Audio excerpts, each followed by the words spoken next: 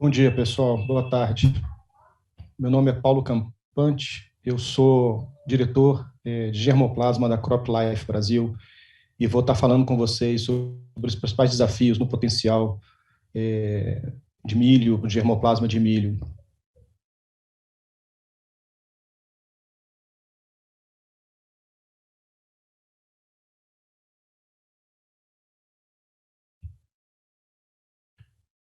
Bom, eu montei a apresentação em 4 principais tópicos.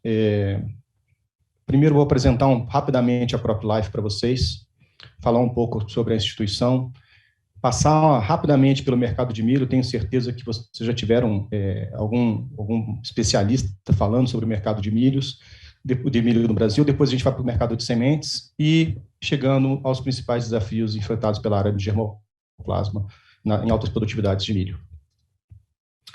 Falando um pouco de CropLife, a CropLife Brasil nasceu em 2019 e congrega hoje 5 grandes entidades que se fundiram e tornou-se a CropLife.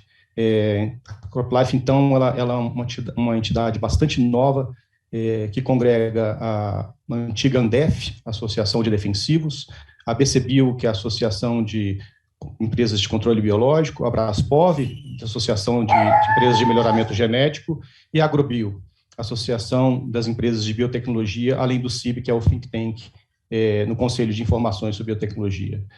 A CropLife, então, nasce com o objetivo de colocar numa plataforma só todas as entidades que trabalham com praticamente a parte de insumos no Brasil.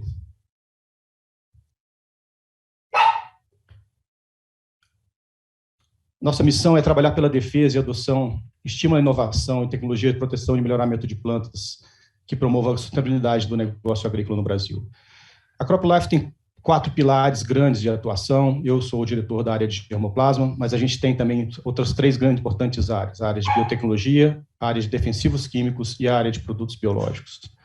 E a ideia da CropLife nasceu realmente reconhecendo que os sistemas agrícolas todos hoje exigem muito mais do que apenas uma ferramenta e que as ferramentas devem ser compartilhadas e utilizadas de maneira não isoladamente, mas de forma conjunta. Bom, o que fazemos? Quando a gente vê o objetivo do GETAP, é exatamente o objetivo praticamente da CropLife, é reunir informações científicas, técnicas, de qualidade, para poder contribuir na oferta de alimentos, fibras e energias no Brasil, gerando tecnologias para garantir que os agricultores enfrentem os desafios de produzir alimentos em quantidade e em qualidade, de acordo com a população que cresce continuamente. A CropLife se dedica a estabelecer parcerias em diferentes segmentos da sociedade, basicamente promovendo a educação, a adoção e o uso correto das tecnologias no campo. Para vocês terem uma ideia do tamanho hoje da CropLife, a CropLife conta com quase 50 empresas, ou aproximadamente 50 empresas, das áreas de germoplasma, biotecnologia, produtos biológicos e defensivos agrícolas. Então, são um portfólio bastante grande que nós temos hoje dentro da CropLife. Aqui dentro da área da Câmara de Germoplasma, são as empresas que nós temos aqui dentro. A gente começou com 6 grandes empresas, hoje nós temos por volta de 24, 25 empresas, ainda tem algumas empresas entrando ainda em processo de entrada dentro da CropLife na Câmara de Germoplasma, mas a gente tem conosco aqui grande parte das empresas que trabalham com melhoramento genético de milho no Brasil. Entrando um pouco no mercado, a minha ideia não é falar muito de mercado, mas principalmente trazer algumas informações de mercado que de alguma forma vão afetar a questão do melhoramento genético e da definição, do posicionamento de materiais no mercado. Então, até hoje a gente participou de manhã da Câmara de Milho, do Ministério da Agricultura, e esses números podem alterar um pouquinho, inclusive dentro da Câmara houve uma discussão bem grande hoje sobre a questão dos números, mas aproximadamente hoje a gente tem 19 milhões de hectares com milho no Brasil.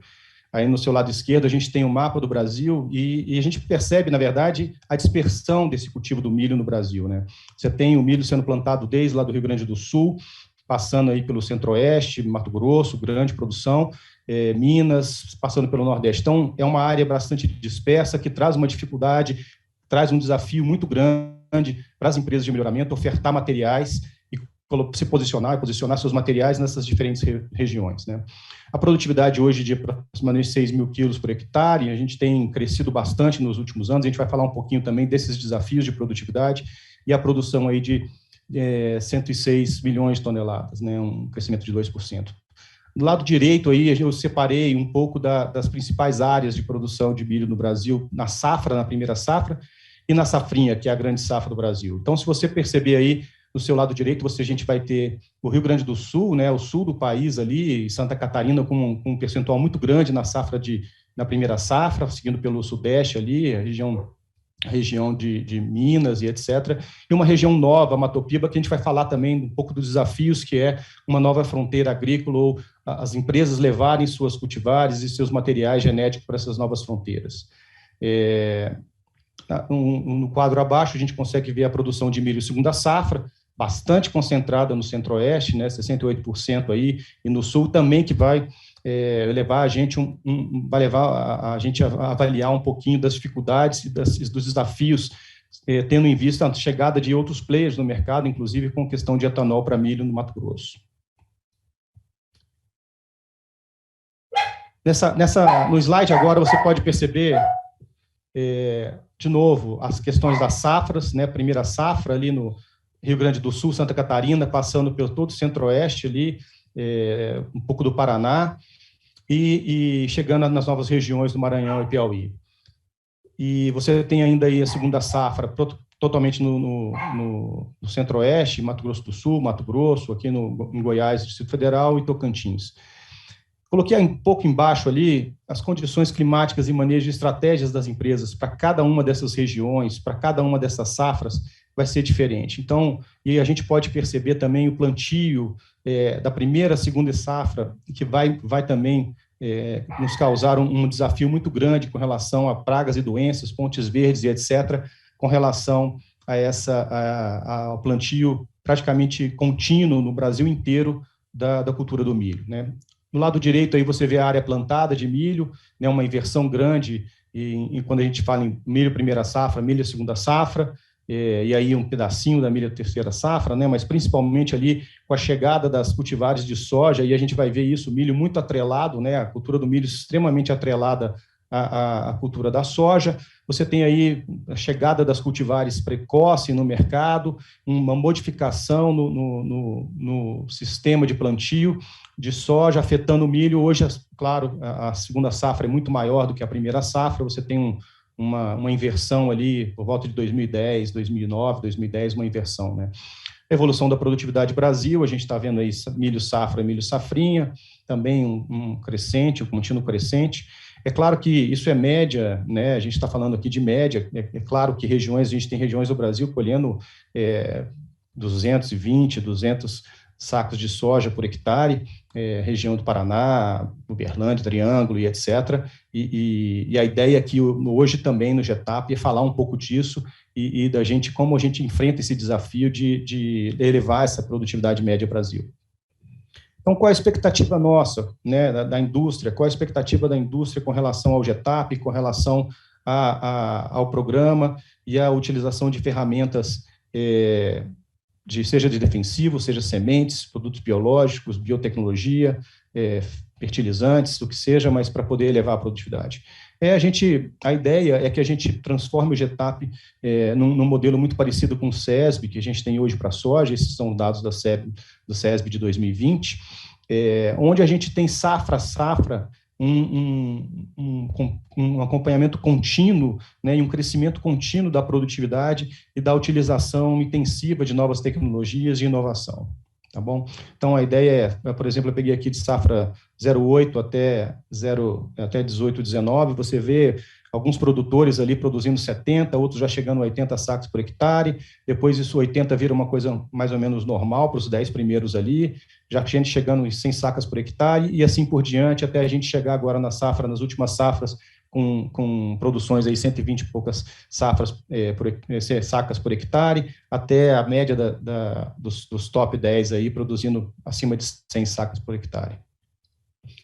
Passando um pouco pelo mercado de milho, eu dividi aqui milho verão, milho safrinha, e por estado, a gente percebe aqui claramente o que já foi dito ali nos slides anteriores, né, uma redução ali na área cultivada de milho verão, né, saindo 11%, aí, uma queda expressiva na última safra 19/20 aí, de milho verão. Você tem aí pelas regiões, claro, Rio Grande do Sul, a região de Minas, Santa Catarina, aquela região que eu falei, principalmente do sul do país e passando pelo centro-oeste ali, produzindo milho verão.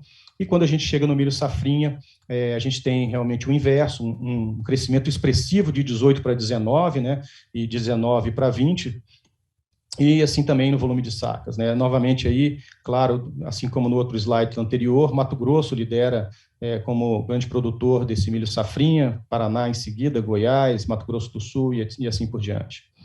Quando a gente avalia a questão, olhando aí milho verão, com tipo de semente, né, tipo de material que está sendo utilizado no campo, a gente percebe a eficiência do agricultor brasileiro, né, e o desejo dele por tecnologia e por inovação, né. O produtor, ele no milho verão já tem uma forte utilização de inovação e tecnologia, a gente percebe pela utilização dos materiais, principalmente material híbrido simples aí, e triplo, tanto na parte aqui de área cultivada, né, com volume de sacas, e também no milho safrinha também é a mesma coisa, né, você vê aí área cultivada de 13 mil milhões de hectares, basicamente híbridos simples, híbridos de alta tecnologia, e eu estou ouvindo um retorno aqui, não sei se está ok, pessoal, híbrido triplo e depois duplo e assim por diante, né? Então, você percebe-se aqui uma ávida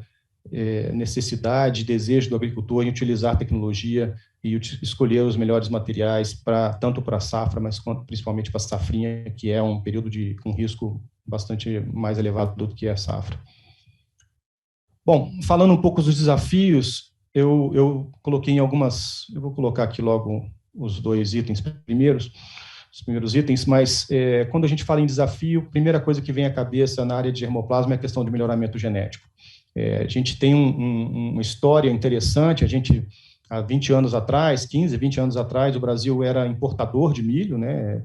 Provavelmente já foi dito isso em outras palestras aqui, e a gente sai em pouco tempo de importador para autossuficiência e, inclusive, exportar milho para fora. Então, realmente, o histórico que a gente traz é um crescimento bastante grande, um avanço bastante grande, e grande parte desse avanço na produtividade, na produção do milho, tem a ver com melhoramento genético.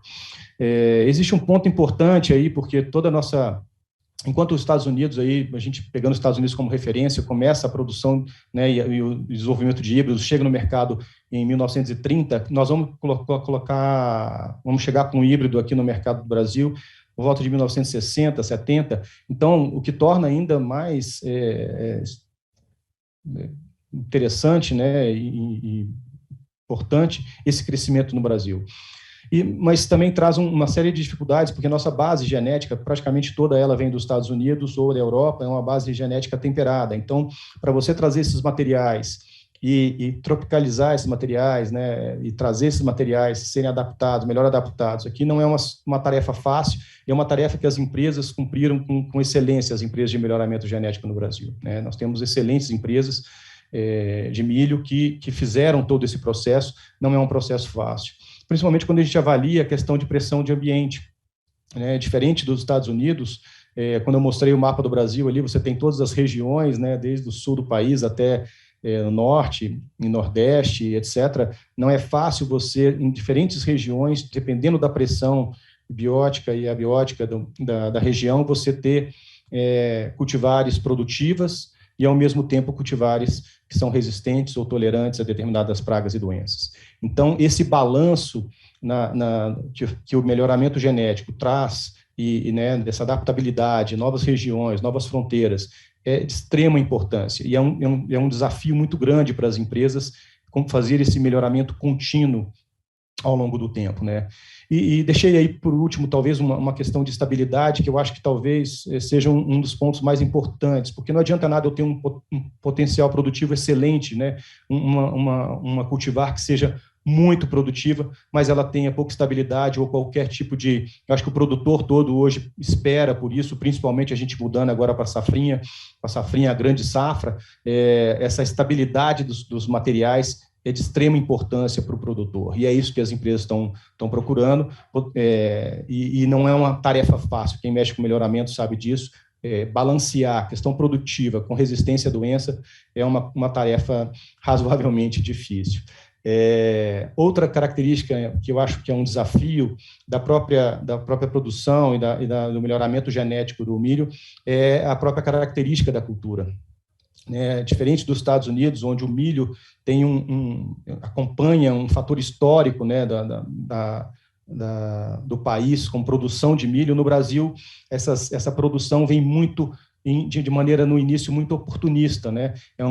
Usando áreas marginais ou pequenas áreas ou algumas janelas de plantio para poder plantar o milho. Então, a gente não tinha a cultura do milho. Agora, é difícil falar isso, nós temos uma cultura massiva de milho, estamos passando por uma fase super complicada para a cultura agora, mas nós já começamos a adquirir essa cultura do milho. Então, por isso que eu coloquei ali fator soja também como um fator importante de desafio, porque nós temos de aliar um avanço muito grande que a gente fez ao longo dos anos com soja, com esse avanço agora para milho, né? Milho tende a acompanhar a soja e isso é muito importante. E cada vez que você trabalha com soja, esse sistema soja-milho, você vai ter desafios relacionados à questão de uma cultura ou outra, mas principalmente o milho que vem muito ali em carona com a cultura da soja. Então, outra característica importante, que eu acho que é um desafio nosso, é a questão de ter nossa grande safra como milho safrinha, 75% da nossa safra virou milho safrinha, então, rodar essa safra na janela curta, e dependendo da janela de soja, e com fatores não ótimos aí de plantio, colheita e etc. Então, da própria questão de luminosidade. Então, tem uma série de fatores que fazem com que as empresas de semente, as empresas de melhoramento de germoplasma tenham de ter bastante cuidado com os materiais que vão para o mercado. Um outro ponto super importante, que eu acho que é um grande desafio, e aí eu acho que, claro, para o setor de germoplasma, mas eu acho que é para a cadeia como um todo, são o surgimento de novas pragas e doenças, mesmo pragas e doenças que não são novas, mas agora estão tomando uma importância muito grande, que é o caso de cigarrinha e o complexo de enfezamentos. Hoje pela manhã a gente estava lá na Câmara Setorial do Milho, do Ministério da Agricultura, e o grande tema que pediram para eu falar é justamente dessa questão, e um pouco do programa que a gente tem aqui dentro da CropLife, desenvolvido com a Embrapa, o próprio Ministério da Agricultura e outras entidades do agro, um projeto de trazer a cadeia como um todo para trabalhar a questão de cigarrinho complexo de enfezamento. Eu queria muito colocar para todo mundo aqui, para todos, que a gente teria uma bala de prata, seria um defensivo, uma semente, um germoplasma e etc., mas não é o que vai acontecer. Fatalmente, o que a gente vai ter de trabalhar na questão de cigarrinho e complexo de enfezamento é com um pool de ferramentas, uma série de manejos, né, de boas práticas agrícolas, de boas práticas para manejar a cultura, entendendo a cultura como um complexo, como um sistema, para fazer toda essa coisa funcionar. E não vai ser só o setor de germoplasma, ou o setor de defensivos, ou de biológicos, ou qualquer outro que vai conseguir lidar com esse problema. A gente vai ter de trabalhar necessariamente como cadeia, e é isso que a gente está tentando fazer com esse projeto, com a Embrapa. A gente tem um projeto de 3 anos agora com a Embrapa, e todas as entidades que estão aí no slide, no canto direito, aí, estão sendo chamadas para participar desse programa. É um programa bastante grande, bastante robusto, e que vai precisar de secretarias de agricultura, entidades de pesquisa, a própria Embrapa, fundações de pesquisa, entidades do agro, como a Abramilha, a ProSoja, a CNA, a OCB e etc., para a gente lidar com esse problema, né? A gente hoje já tem vários materiais da indústria desenvolvidos em relação a esse tema. Essa mandala que está aí embaixo é uma mandala que foi produzida junto com a Embrapa e CropLife, mais Ministério da Agricultura, hoje está na página do Ministério da Agricultura, e a ideia é levar toda essa informação para o agricultor, que é, no final do dia, quem importa para ter essas informações mais fidedignas e corretas possível. Outro desafio que a gente percebe aqui, conversando com várias empresas, é a questão do alto investimento em pesquisa. A partir do momento que você tem um país de tamanho, de dimensões continentais como o Brasil, e o surgimento de novas fronteiras faz com que as empresas se vejam numa situação que necessariamente vão ter de montar estação, vão ter de montar campo experimental, vão ter de correr atrás de áreas irrigadas para produção. Então, tudo isso eleva o investimento, né, contratação de pessoal e etc., eleva o investimento em pesquisa, né. Eu coloquei como exemplo aí uma Topi, onde uma região nova, onde basicamente há pouco tempo atrás não se falava em milho, ou se falava muito pouco em milho, em áreas marginais, e hoje está sendo um polo bastante importante para as empresas e para o produtor, para a safra de milho. Tá? Outra questão importante é a questão do ciclo de vida das cultivares, é cada vez menor o ciclo de vida das cultivares, quando você consegue perceber isso facilmente pelos portfólios das empresas, né? O número de lançamento de cultivares. É claro que você tem cultivares que ainda estão no mercado com bastante tempo, mas geralmente o número de cultivares que são lançados pelas empresas ano a ano é muito grande, né? Então, para o produtor se adaptar a isso, para a própria plataforma que a empresa vai escolher a ser desenvolvida na pesquisa, não é simples, é um formato complexo que a gente vai ter de olhar com bastante cuidado. Um outro ponto importante de modificação no mercado e que, de alguma forma, afeta a área de germoplasma é essa nova realidade de acesso a mercados, né? Esses novos modelos de distribuição, de consolidação das cadeias de distribuição vai necessariamente afetar a área de sementes, né? Não só a área de sementes, mas toda a área de insumos, né? Essas novas plataformas, os modelos digitais. Então, é necessário que as empresas estejam preparadas para esse modelo que vem, essa nova plataforma, esse novo formato, né? Um pouco mais distante, né? A empresa de semente talvez um pouco mais distante do produtor, o que é muito ruim. Então, a gente percebe e vê isso acontecer, com bastante atenção no que está acontecendo para poder entender um pouco essa dinâmica de mercado, né? As soluções completas que estão sendo ofertadas, serviços, além de todos os insumos e etc. Adoção de boas práticas agrícolas, isso não é novidade. Eu acho que o Otton, que é o diretor de biotecnologia, vai estar com vocês aí amanhã e vai falar bastante disso, mas está em linha do que eu coloquei com relação às boas práticas para a questão da cigarrinha, mas também as boas práticas agronômicas na manutenção das tecnologias, das biotecnologias, defensivos e etc. Então, tem uma série de boas práticas que devem ser respeitadas e devem ser adotadas pelo produtor. Não é uma coisa simples, mas a indústria vê isso como um fator essencial de sucesso para a cadeia do milho.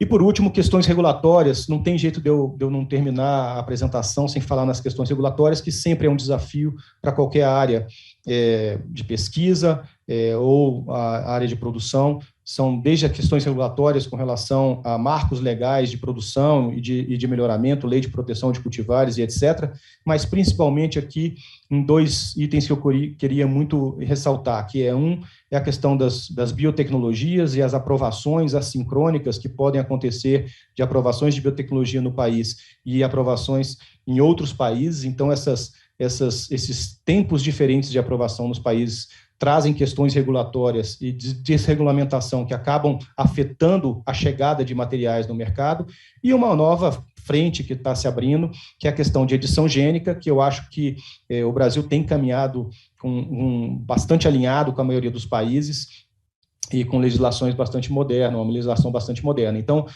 mas sempre fica no nosso radar a questão regulatória como um fator aí que pode afetar a questão de lançamento de cultivares, né, de chegada de materiais, de inovação e tecnologia no campo. Tá bom? Muito obrigado, pessoal. Espero que tenha sido uma apresentação boa. Peço desculpa no início pela confusão, cachorro latindo, campainha tocando, mas espero que tenha sido uma boa apresentação. Fico à disposição.